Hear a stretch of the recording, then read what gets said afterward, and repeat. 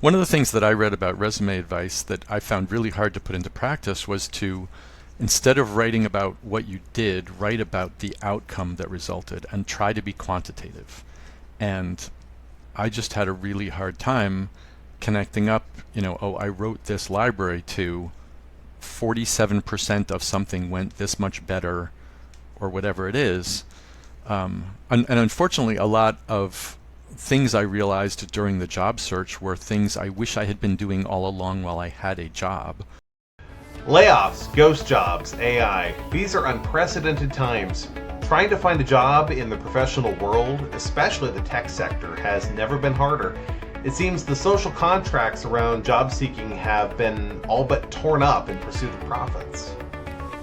At the same time, there are plenty of folks out there finding new careers every day.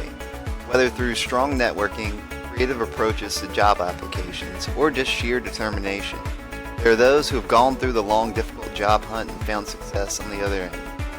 I'm Jason C. McDonald. And I'm Michael Tharrington. This is On the Board, where we interview everyday people who've successfully landed jobs during the discouraging employment landscape of the last 2 years. No out-of-touch influencers and dubious pay-to-win schemes here, just real experiences and practical insights. Welcome to On the Board. Today we have, as a guest, one of my longtime friends in the Python community, actually, Ned Batchelder. Ned, it's great to have you on. Thanks. Glad to be here.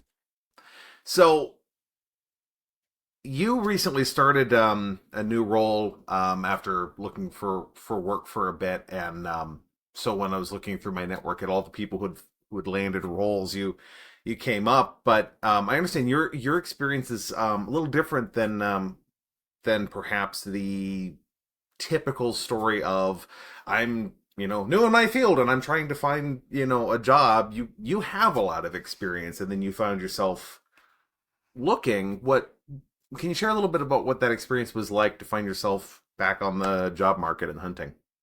Sure. And first, I'd like to thank you for saying that I have a lot of experience rather than Ned, you are crazy old, which is the way a lot of people look at it. Um, yeah, so I got laid off from a job back in January and started my job search. I do have a long career. I've been embedded in the Python world and pretty well known in the Python world for a long time.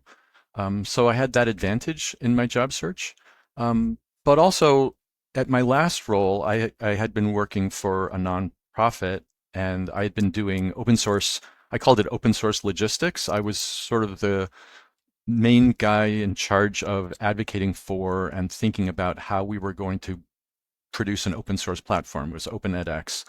And so although I am a developer with a long career, I hadn't really been in the code that much in sort of the last 10 years. So it was a little scary going back into the job market. So I was kind of an old timer, but kind of new at it. I was able to talk to people who I knew to find leads for jobs. And one of those worked out to get me into my current position. But I was still facing that uncertainty of going into the job search, not quite sure how I fit in. I felt kind of like, I mean, unicorn is usually a good word, like, oh, he can do everything, but I felt like an outlier in that way. So I had that same uncertainty that probably most people have going into a job market, right? You're leaving a job which, hopefully you liked and you knew the people and you knew what was going on, and now suddenly you're not sure where you're going to land and what skills you should put in the foreground and which in the background. It's daunting, no matter where you are in your path. Yeah. And on that note, you said, you've been really involved in the Python community. Did you feel like that was were you able to use that sort of community background to your advantage, or did you see it as like that you needed to make a decision as if you needed to go more into developer advocacy community work or more into being kind of a standard, working as a developer? How did you sort of approach Yeah. the job hunt with that background in mind? So I guess I had sort of a three-pronged strategy. I mean, that's not, I sort of had three ideas of what type of role I might land in. So the thing I'm known best for in the Python community is a library called coverage.py, which is used for measuring test coverage of Python projects. And I've been maintaining and developing that library for 20 years. It'll be in a few months. And so that's given me a lot of experience with the foundations of Python and language tooling and thinking about, static analysis and dynamic analysis and how they can interact. And so my first thought was maybe I could join a company or a team somewhere that's doing that kind of work. And I thought in particular of companies that are built that have large enough teams of Python developers that they have a team dedicated to Python support. And in particular, like Microsoft and Meta are two places that do that. That was one idea I had. Another idea I had was, well, I've been doing a lot of open source work, so maybe there's, open source advocacy. And honestly, I was a little bit feeling like, maybe I'm sick of that, so I don't know. And the third place that I thought would be helpful, I've noticed over, the last decade or maybe even 15 years, the growth of Python being used outside of classic software engineering and more as a tool to support research and science and AI and machine learning, and that the people using Python in those places, since they're not classic software developers, maybe they could use support doing the software work they have to do in order to get the results or the biology or the AI or whatever they need at the end. Maybe there's a place for that. And that's the one that actually worked out. The role I'm in now is that kind of role. I'm working in a company that has a lot of people that use a ton of Python, but they kind of don't care about the code, right? So classic software engineers, the result they're trying to get is a pile of good code that can do what they want. Researchers sort of, I'm putting this too bluntly, they care about the code, but they don't care about the code. What they want is the results. What's the data set? What's the AI model? What's the gene they're going to design? That's the thing they really care about. And so they can use help from people whose first priority maybe is the code. And can we make it reusable? Can we make it testable? Can we make it deployable? That's the one that worked out for me. So that was my strategy as I sort of thought about how my skills could fit into the modern Python world. And I tried to find places that were thinking about those things. And the ones that didn't work out for a few different reasons. I'm glad, honestly, that in the end, one of them did work out. The other thing about being embedded in the Python world for a long time is that that's a good calling card. Like if I can walk into a place, in fact, when I got laid off in January, and there was a whole bunch of us that all got laid off at the same time. And so, of course, the first thing we all did was found a Slack channel that we could all gripe about things together. And we all started having to write resumes for the first time in a while. And one of the guys said to me, and I was talking about, what do I do with my resume? I've got how many years can I squish into one page? Things like that. And my friend said to me, but Ned, isn't your resume just, I'm Ned Batchelder? And no, that doesn't work. Like, it doesn't matter how well you're known. You can't just walk in the door and say, I'm Ned Batchelder. Like, do you know who I am? Give me a job. That doesn't work. Not unless you're Guido. Well, so what I heard about Guido is that when people join Google, they are given tests to see if they know languages well enough to review pull requests in those languages. And it's a policy. And so when Guido joined Google, he had to take a test to see if he knew Python well enough to review Python pull requests. So it doesn't even work for Guido. Yeah, that's fair. So where was I going with that? But it is a calling card, right? So I was able to say, hi, maybe you've heard of me because of coverage.py or this PyCon talk I've done. And that could open some doors. But in the end, it's still, an interview process with going through the classic company policies. Some of those job leads that I tried didn't work out because the policy was you're going to have to be in an office 3 days a week, and the office is not anywhere near where you live. We don't care who you are. That's the policy. I'm like, all right, well, that's not going to work out. So, you got to deal with all those things. But in the end, it did work out that the position I'm in now started at a dinner at PyCon, where someone I already knew from the Python world was wearing a T-shirt with the company name on it, and I said, "What's that?" And one thing led to another, and now I work at that company. So You figure out who you know, go talk to them. You never know what's going to lead to what. Absolutely. I'm wondering if I think we're both somewhat public figures in the Python community. You way more than me by a long shot, but did how did you deal with the frustration that or maybe you didn't, you can tell me, but like for me, I keep kind of getting this frustration that um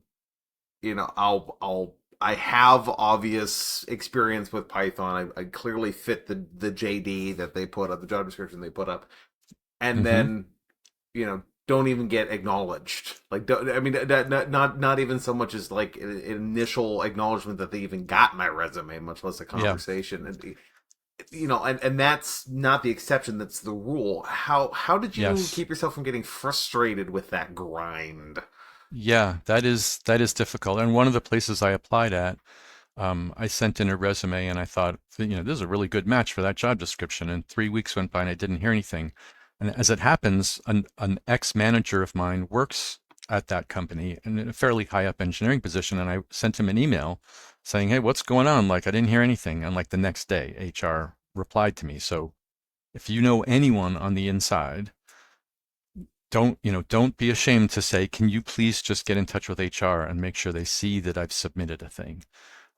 Because these days every resume is scanned for keywords and tossed aside by some bot that has no idea about the actual skills you can bring to bear. And I hear stories about people doing tricks with their resume to get past the bots, which are trying to prevent those tricks from working. And it's an arms race to have your automated resume get past their automated screening, and it's terrible. Um, I guess it It comes is. back to like whatever actual personal connections you have, no matter how tenuous, see what you can do with them. And maybe it won't work out. Maybe that guy will be like, I don't really know you. I don't want to damage my personal brand by saying you're going to be good at this job, but maybe they will. Um, so it is frustrating when you don't hear back. It's probably not personal. I mean, that's the whole problem is it's not personal. So it's not really about you. So don't take it personally. Keep submitting things because you don't know what's going to lead where. And yeah, I guess that's all you can do. It's a grind trying to find a new job. It's a different skill than doing the job, finding the job. Um, right, if you're a software engineer and you're really good at writing code, now suddenly what you have to do is email 100 resumes to places and somehow describe yourself. I was also joking with my friends that if you ask an engineer what they did at their job, they'd say, well, I was one of the people that was on the team that kind of helped with the thing to move the needle a little a bit because we accidentally blah, blah, blah. And then when it comes time to write your resume, you have to be like dynamic leader of Tiger team that completely changed the, et cetera, et cetera, et cetera. And that's not something engineers naturally do. We're not salespeople for a reason. We are more Yeah, modest than that, I no think, kidding. usually. And so it's a little tricky to put yourself out there and be in selling mode all the time. But you got to do it because you need to break through the noise. I think another thing too, a lot of the times the people in the hiring team are people like me that are not developers. We might work in software development around developers, and we may know a decent bit from a high level, but the more granular you get about what you've worked on, the more it starts to go over my head or someone who's less technical's head. I don't want Mm-hmm. to put everyone in the same boat. I'm sure that there are plenty of Mm-hmm. hiring managers who know more about technology than myself, but I think that y'all have to adjust the way that you're Mm-hmm. approaching this to meet someone on my level, So, and then Yeah. maybe once you get in the door, you can talk to an engineering lead and get a little bit more in the nitty gritty. But Sure. One of the things that I read about resume advice that I found really hard to put into practice was to, instead of writing about what you did, write about the outcome that resulted and try to be quantitative. And I just had a really hard time connecting up oh, I wrote this library to 47% of something went this much better or whatever it is. And unfortunately, a lot of things I realized during the job search were things I wish I had been doing all along while I had a job, like keeping notes, like I just did this thing this week and this is what actually happened. And, in 5 years, I will need to put this on a resume and I will have forgotten about it. So let me make a note of it now. And I'm not suggesting that people be constantly in job search mode, but being aware of the effect you've had at work in a way that you can relate to other people um, is something that I wish I had done all along. Well, and I think that would probably be helpful anyway for overcoming imposter syndrome, even if you're not looking for a job, because we sometimes feel Right. like, well, what am I? I'm writing code. Who cares? And actually being able to say, well, Widget Incorporated can frobinate the button with 200% more efficiency because of what I did, Right. is actually helpful to go back to. Yes. And probably that you're doing performance reviews, every once in a while at work anyway. And it's the same advice there. If you can, and there it's a little less critical because presumably your manager has some sense of what happened already. You don't need to start with a clean slate with them. But, at the We same hope. time, yeah, we hope. At the same time, it's the same, essentially the same challenge. How do you explain to someone who isn't intimately familiar with what you've done, what you've done? Yeah. Yeah. On that note, I was gonna say when I left my position, I downloaded all of my performance reviews for that very reason because I knew I was gonna have to sum up everything that I had done. And sure enough, maybe a month ago, I was on a call, a second call, an interview where they wanted to hear my professional timeline is the way they Hmm. described it. Wanted me to go through kind of all of the different things that I did for the past 10 years. Yep. And I wrote out a genuine timeline, so I was able to kind of go through it. But it was tricky, and Yes. those reviews helped having those handy. Yes. I wish I had done that. So I think, And, yeah, and taking notes is in, good. in a similar vein, one of the classic interview questions is, tell me about a time, you disagreed with your manager, you had a good idea, but you couldn't put in, like all those, Ugh. tell me about a time questions that everyone hates. And I found that I was drawing a blank, like in the interview moment, I was drawing a blank. And if I had done some interview prep ahead of time, even if you just go online and you find the site that lists 20 tell me about a time questions, just to get yourself thinking and remembering what had happened and writing them down so you know in the moment, you don't have to think them up in the moment. That's the kind of interview prep that I think would be really helpful. Sometimes people say for interview prep you should be like grinding on data structures and algorithms, programming questions. And luckily, I found in my job search, and I don't know if it has to do with how much experience I have, how old I am, that I wasn't presented with those types of questions, but I was not. And I was glad to have more real world coding examples than those types of questions. But practicing the tell me about a time questions, I think would have made me, at the very least, a lot less stressed in the moment. I think maybe I did okay answering them, but I was very anxious coming up with those answers in the moment. Mm, yeah, absolutely. And maybe I shouldn't admit this, but I also realized about halfway through the interview process that they can't check if those situations actually happened that way. So I embellished or twisted the situations a little bit because they don't really want to know what did you do. They want to know what will you do, right? What did you do is just a proxy for what will you do. So if you've got some good thinking about what you would do in a situation like that, I feel perfectly justified in presenting that as a situation. Yeah, it's just ironing out the edges, those rough edges. I Yeah. feel like sometimes too, when you do something with your team, trying to say like, well, my trying to separate yourself from the team gets a little tricky. So you're like, well, we did this, I did this, just to kind of to Yeah. not have to kind of twist yourself in circles to explain what happened. No. Yeah. Yeah, absolutely. I want to briefly do a footnote earlier because we mentioned the resume keywords. I just want to briefly add a footnote that yes, that despite all the influencer recruiters saying that's not a thing, it is literally a thing that the ATS systems advertise on their websites. It's a thing. Yes, of course. It is. Not all of them do it, but there's what's yeah. And if you're applying to a big company, millions of people are applying to that same company. They've got to do something to deal with the fire hose of resumes. That's right. That's right. But on that note, I'm wondering, have you found a way to kind of cut through that noise at all? Or I think you mentioned just networking being one of those major ways to get your foot in the door and kind of break through, but I don't know if there's any other Yeah, insights or tips you might have thought of or cover letter I, stuff. I don't have a better idea, unfortunately. I think, people say you should have a portfolio on GitHub. If you, I'm assuming we're talking about, coding positions.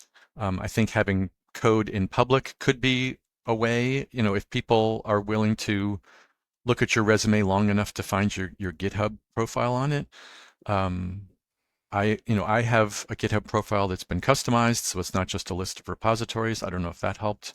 I mean, one of the odd things about this whole job search process is sometimes when you don't get a job, the recruiter will probably tell you, well, this was the problem and this is why we're not offering you a job. When you do get a job, it's kind of hard to find out, hey, why did you give me this job? like, like what was the magic word I said that you gave me a job? And honestly, for instance, I don't know behind the scenes at my current job, what did the people I know there, were they especially advocating for me, or did they just ping a recruiter so that they saw my resume and everything else was anonymous kind of? I don't know. I have no idea. And honestly, when you mentioned how Yeah. uncomfortable it can feel being a noob, part of me feels like going back to the recruiter and saying, you've made a mistake, right? That I shouldn't be in this job. This is hard, but I'm not going to do that. Imposter syndrome. Imposter syndrome, yes. Yeah, that imposter syndrome is real. It's very real. So how do you deal with that when you're coming into a job here? I mean, because you basically changed careers, sort of. I mean, not careers, but I kind of totally, specialties. yeah. You went into a specialty you had. How do you deal with that feeling going into it, especially with a long experience behind you in one area, and then you're picking up this brand new, and so you have both the I'm senior at this, I've senior experience, and yet I'm complete newbie. That's Yeah. must feel like an odd mix. It is an odd mix, and in a couple of ways. So I'm working for a pretty intense AI company right now, and I literally knew essentially nothing about AI before I joined the company. I got an offer letter that had the name of the team on it, and I literally did not know what that word meant, the name of the team. I didn't know what the word meant until the end of my second day of onboarding. And I've been watching YouTube videos about AI since then to try to figure out, like, what are they talking about? And partly that's because this is a very intense company. I'm not sure there are any junior engineers. I think, everyone has not as many years experience as I do, but in their specialty, they are all experts. Um, and my team literally is mostly AI researchers with PhDs in either AI or physics. For some reason, there's this weird thing where lots of physics people move into AI. I don't know why. Um, and every week we have a sync meeting, and I don't know what they're talking about still. I've been there for about 3 months. I don't know what they're talking about. So I'm a newbie that way. Um, I'm used to being the guy at my company who sort of knows the most about Python just because of my experience, and I'm not that person at this company. Probably on a good day, I might be like fifth or sixth on the list of what do you know about Python? They use Python in really more modern ways that I'm used to. There's way more type annotations in the code than I'm used to, and way more async code than I'm used to. So even in the Python domain, I feel like there's at least two ways that I don't know what's going on. And it doesn't help that the code is, I don't know how many millions of lines of Python that have been thrown together by researchers. So just navigating that repo is head spinning. So yeah, so imposter syndrome is very, very real. Um, when you get a new job, the key word there is new. It's going to be new to you, and you're going to feel out of your depth, and et cetera, et cetera, et cetera. And one of the things I'm lucky is that the place I work now understands that feeling, partly because of their intensity. And so they're very, very upfront about it's okay to not know things. There are Slack channels that are literally called like dumb questions and like, here's how I failed and things like that. Like they're very good. They've got a good culture about it is okay to ask things and to not know what's going on. So other companies may not be that good at that. So you're going to have to fight through that feeling and just ask the questions and know that it's okay because people are going to want you to know what you're doing. And asking the question up front is going to be better than spending a half day and spinning your wheels and at the end of it not having anything to show for it. So you might as well ask the question. And honestly, most people probably, if you have that question, other people have the question. And you might be setting a good culture example by asking the question and showing people that it's okay to ask the question. So ask. That's awesome. It sounds like you landed at a really supportive place, and that's a good kind of place to be. Yeah, it feels that way so far. Yeah. Good, good. Yeah, no, it sounds cool too how you're getting partnered up with these domain experts and getting to learn new things from them. So there's always new stuff to learn. And though what you're describing, feeling over your head, I feel like that is such a common feeling when you're starting a new position. So like, Hmm. that's everybody, but that's also it's encouraging to hear from someone like you who has been at many different places and gone through many experiences and still to this day feels like that when you're going to a new position. So Absolutely. And especially in the tech world, things keep changing. Things keep changing in the tech world. There's always new technologies. So you have to be a lifelong learner. You have to be willing to admit your ignorance, um, and learn new things. I mean, and if you don't want to learn new things, hopefully you can find a job where it's just like your old job. But I think that's going to be harder than admitting that you're going to have to learn new things along the way. And I learned some things Certainly. during the job interview. I learned that I am not good at system design interviews. Thought maybe I could be. I'm not. Oh well. Hopefully I don't need to do system design much. It's amazing what you can learn about yourself through the job interview process.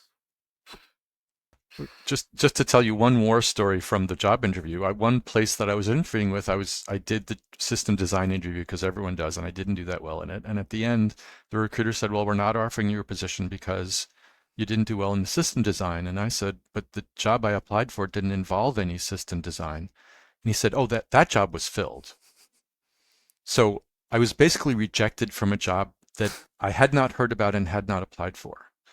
And I'm not sure what job that was that I was interviewing for. Oh well. sometimes failing in an interview can be like you can learn so much from that experience, and sometimes it can just leave you with a big question mark, like what the hell was that about? Yeah, yeah. So, you know. Well, and actually, to tell you the truth, there was one system design interview where I'm still convinced that MySQL was the right choice for the database. It was not that was the wrong choice for the database, despite the interviewer telling me that I was wrong and it should have been a MySQL database. But that's water under the bridge. Mm-hmm. So speaking of this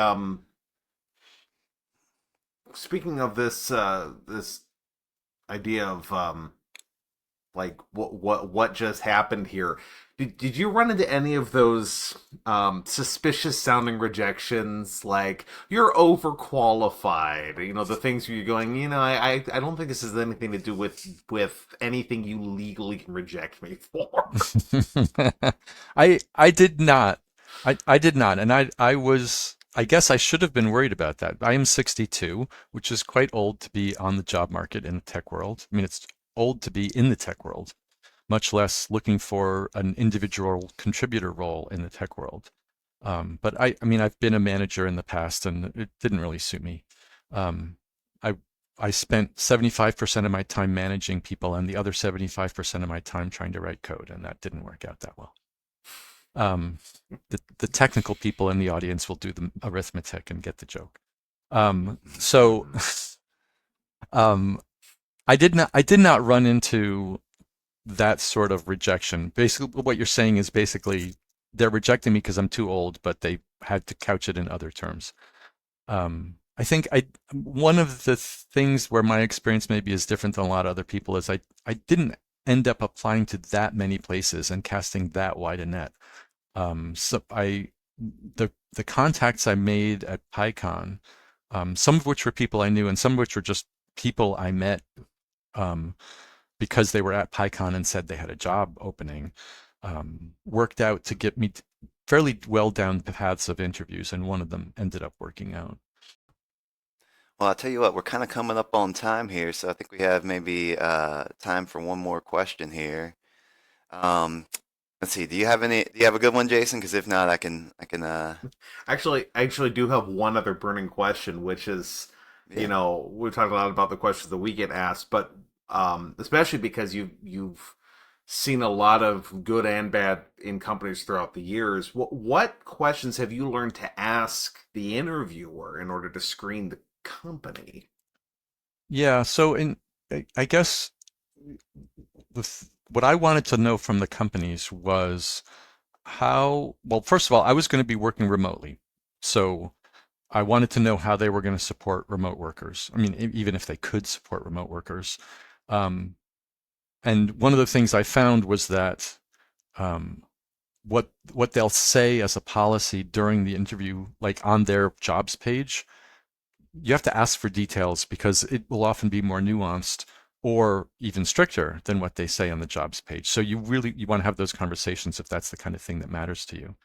Um, I guess, and to sort of step back from that and make it a more general answer, figure out what is important to you about the job and don't be afraid to ask about that because it really is a two-way conversation, right? They want to figure out if you're going to fit for them, but you have to figure out if they're going to fit for you.